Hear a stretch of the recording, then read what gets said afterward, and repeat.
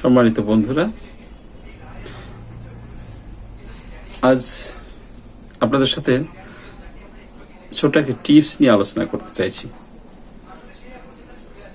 সাধারণত আমরা নিয়মিত যেভাবে আমাদের কেস টেকিং গুলো করি, অর্থাৎ আমরা চেম্বারের কেস টেকিং গুলো সাধারণত আমাদের সামনে রুগী আসে, আমরা সেই সামনাসামনি রুগীকে দেখে তারপর তার মেডিসিন অ্যাপ্লাই করি বা কেস টেকিংটা করি বা অ্যানালাইসিস করি যে আসলে পেশেন্টকে কি মেডিসিন দেওয়া যেতে পারে। এখন আপনি একটু ভাবুন, অনেক পেশেন্ট কিন্তু আমাদের সামনে আসতে পারেন না, আসেন না, পেশেন্টের বাবা বা মা বা ভাই এরা কেউ একজন এসে আপনার কাছে বলল, দাদা ওই আমার মেয়েকে ওষুধ দিন বা আমার বোনকে ওষুধ দিন। তাহলে আপনি সেই কেস টেকিং গুলো কিভাবে করবেন? এই কেস টেকিং গুলো তখন কিন্তু আপনার স্বাভাবিকই মনে আসবে, মাইন্ড টেকনিকে আমি যখন একে দেখব, একে দেখতে গেলে তো মুশকিলে পড়ে যাব, কারণ ওই রোগীর ফিলিংসটা কি আমি জানি না, আমি তাকে সেই রোগ নিয়ে কি ভাবছে আমি জানি না, তাহলে আমি তাকে কি করে ওষুধ দেব? তখন তো আপনি স্বভাবতই আপনি বলবেন, দাদা আমি আপনার মেয়েকে ওষুধ দিতে পারবো না, কারণ ওকে নিয়ে আসতে হবে, কারণ না নিয়ে আসলে আমি ওর থেকে কিভাবে ওর কেস টেকিং করবো আর কিভাবে ওকে ওষুধ দেব? এই কথা বলা ছাড়া তার আপনার কোনো গতান্তর থাকবে না। তো এরকম পরিস্থিতিতেও কিন্তু উতরানো সম্ভব, সেটা আপনার নিজস্ব বুদ্ধিমত্তা দিয়ে এবং আপনার ভাবনার জগৎ দিয়ে আপনি সেখানে একটা সমাধান কিন্তু করতে পারবেন। তো সেক্ষেত্রে আপনি আগে জিজ্ঞাসা করুন, আচ্ছা ওকে যে আপনি আসতে বলেননি আজকে, প্রায়ই তো দেখি আপনার বাজারে আসে আপনার সাথে, বা যে অন্যান্য সময় তো ওষুধ নেওয়ার জন্য আপনার সাথে আসে বা নিজেও আসে, তা আজকে এলো না, কারণটা কি? তখন দেখা গেল তার মা বলল যে ও তো আসলে আজকে বলছে যে আমি যেতে পারবো না, তুমি যাও। এখন আপনি জিজ্ঞাসা করে দেখুন, কেন যেতে পারবে না? এটা কি কিছু বলেছে আপনাকে?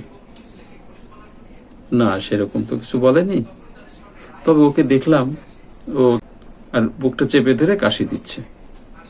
তা আমি জিজ্ঞেস করলাম, আচ্ছা আচ্ছা, তো আপনি কি ওকে জিজ্ঞাসা করেছেন যে তোর কাশি হচ্ছে বা ও কি এই কাশির সমস্যা নিয়ে আপনার সাথে কোনো ডিসকাস করেছে? তখন দেখা গেল মা বললো যে না, সেরকম কিছু বলেনি, আমি ওর কাশি দেখে চিন্তা করলাম যে আমার ওষুধ নিয়ে আসি, ওর ওষুধ নিয়ে আসি। তা আমি ওকে আসার সময় জিজ্ঞাসা করেছি, তুই কি যাবি নাকি? ও বলছে না, তুমি যাও, আমি যেতে পারবো না, আমার ভালো লাগছে না। তো আচ্ছা, তাহলে এটা যে বললো যে ভালো লাগছে না, যাব না, তাহলে ও এই সময়টাতে ও কি করছে? এটা একটা প্রশ্ন আপনাকে করতেই পারেন, আপনি করবেন, এই সময়টাতে ও তাহলে কি করছে? ও আর তখন দেখা গেল যে ওর মা বললো যে ও আর দাদা বলবেন না, সারাদিন তো ওই শুধু মোবাইল নিয়ে দেখি, কি সারাদিন মোবাইল চালাচ্ছে, মোবাইল হাতেই আছে, শুয়ে আছে মোবাইল, বসে আছে মোবাইল, খাচ্ছে মোবাইল হাতেই থাকছে। আচ্ছা, মোবাইল হাতেই থাকছে, কি গেম খেলে নাকি সারাদিন? না, ও আমি দেখি না, ওইসব দেখতে আমার ভালো লাগে না, মেয়ের মা বলল। তো সেক্ষেত্রে আপনি বলতে পারেন যে মেয়ে যেহেতু সারাদিন মোবাইল নিয়ে চলছে, তা আপনাকে একটু জানা উচিত না যে মোবাইল নিয়ে সে কি করছে? মেয়ের মা বলল যে সারাদিন ভাই কাজ নিয়েই থাকবো না মেয়ের পিছ পিছ ঘুরবো। আচ্ছা, এই কথাগুলো দেখা গেল যে আপনাকে একটা সিম্পলিফাই করে দিল মোটামুটি বিষয়টাকে। এখন আপনি সেখান থেকে ডিকোড করার চেষ্টা করুন, টোটাল যে ঘটনাটা বললো এই ঘটনাটাকে আপনি ডিকোড করার চেষ্টা করুন। ও তাহলে কি করছে আর এলো না কেন? টোটাল বিষয়টাকে অ্যানালাইসিস করে ছোট করে নিয়ে আসি। ছোট করার ক্ষেত্রে আমরা কিভাবে ছোট করব? হ্যাঁ, প্রথমত আমাদের ছোট করব এইভাবে যে ওর যে কাশি হয়েছে, ঠান্ডা লেগেছে বা সর্দি লেগেছে, যে জন্যই আসছে ওর মা, এই সমস্যাটা নিয়ে ওর কিন্তু কোনো কমপ্লেন নেই, এটা নিয়ে ও কিছু বলছে না, মাকে বলেনি, কিন্তু কাশি হচ্ছে সেটা বুঝতে পারছে, কষ্ট হচ্ছে, কিন্তু ও কিন্তু সারাদিন ওই ওর মতো আছে। তাহলে ওর মতো থেকেও কি করছে, যেটা আমি জিজ্ঞেস করে জানলাম, হ্যাঁ ওর মতো থেকে ও সারাদিন মোবাইল নিয়ে আছে, খাওয়ার সময় মোবাইল, বসার সময় মোবাইল এবং শোয়ার সময় মোবাইল, মোবাইল ওর সাথে আছে।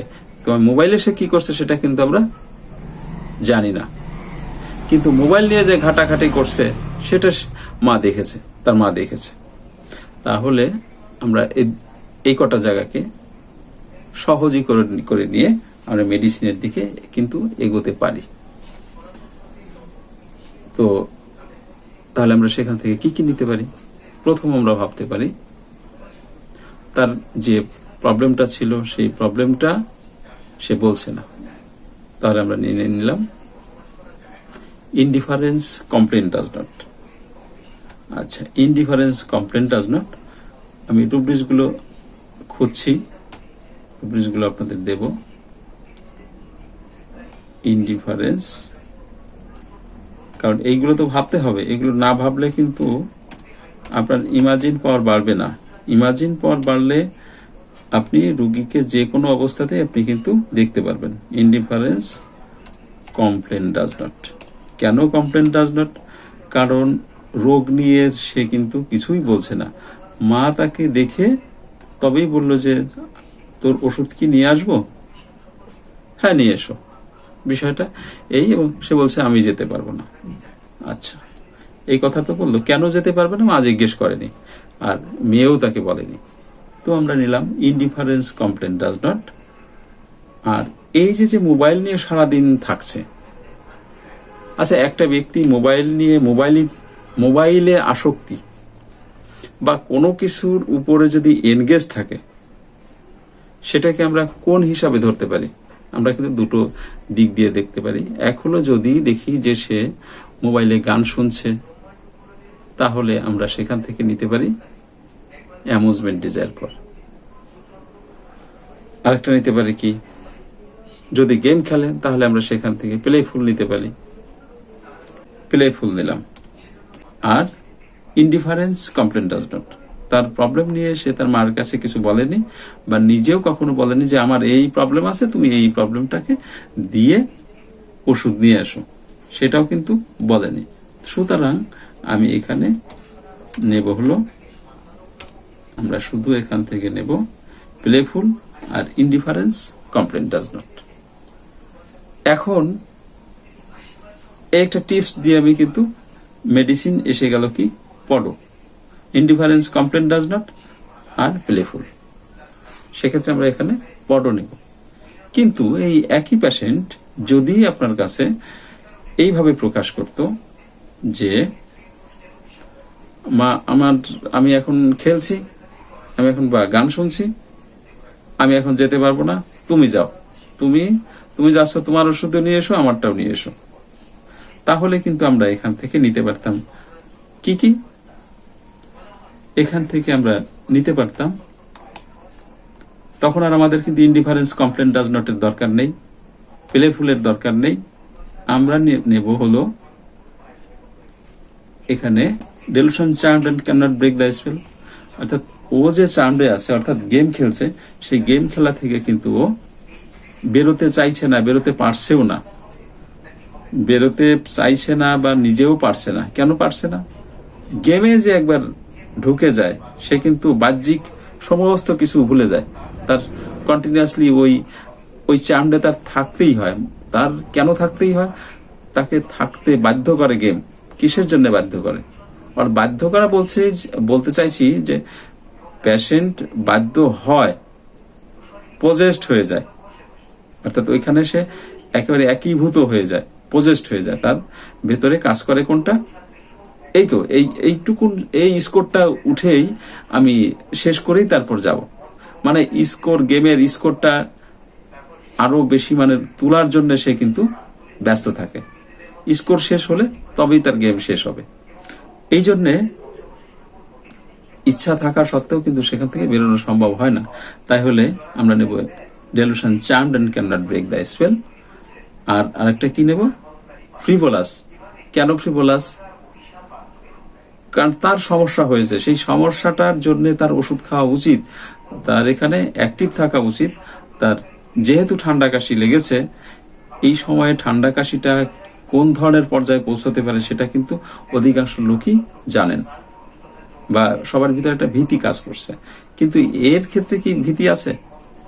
এর ভীতি নেই। এ আছে গেম নিয়ে বা মোবাইল নিয়ে। মোবাইলে কন্টিনিউয়াসলি মোবাইলটা নিয়ে সে ইউজ করে যাচ্ছে। এই দুটো জিনিস তার রয়েছে। সুতরাং আমরা এখানে নেব delusion charmed and can not break the spell. এখন যদি আপনি বলেন যে charmed and can not break the স্পেলে যে আছে, সেই জিনিসটা আপনার কতটা, কিসের চার্মডে আছে? আমি তার, সে গেম খেলছে না কবিতা শুনছে না গান শুনছে, আমার ওটা দেখার দরকার নেই। সে মোবাইলটা নিয়ে আসে, সে মোবাইল নিয়ে সারাদিন টিপছে, মোবাইলের দিক তাকিয়েই মায়ের কাছে বলে দিল যে তুমি আমার ওষুধ নিয়ে এসো, আমি যেতে পারবো না, আমি এখন ব্যস্ত আছি এটা নিয়ে। তার মানে এটাও তার একটা চার্ম। সে যে কন্ডিশনেই থাকুক সেটা তার চার্ম, অর্থাৎ মোবাইল ছেড়ে সে যেতে পারবে না। এই জন্যই আমরা এই দুটো জায়গায় কিন্তু আমরা নিতে পারি। তাই এই ছোট্ট একটা টিপস আপনাদের দিলাম। তো এই টিপসটা আপনারা অ্যাপ্লাই করবেন, এবং সেক্ষেত্রে টিপস তো আরো আছে, আরো যদি আমরা আরো ভাবি, আরো বলতে গেলে অনেক বড় হয়ে যাবে ভিডিও, সেই জন্য অত বলতে চাইছি না। আমরা ছোট্ট ছোট্ট করে প্রতিনিয়তই শিখবো এবং প্রতিনিয়তই আপনাদেরকে জানানোর চেষ্টা করব। তো সাথেই থাকুন। ধন্যবাদ, ভালো থাকবেন।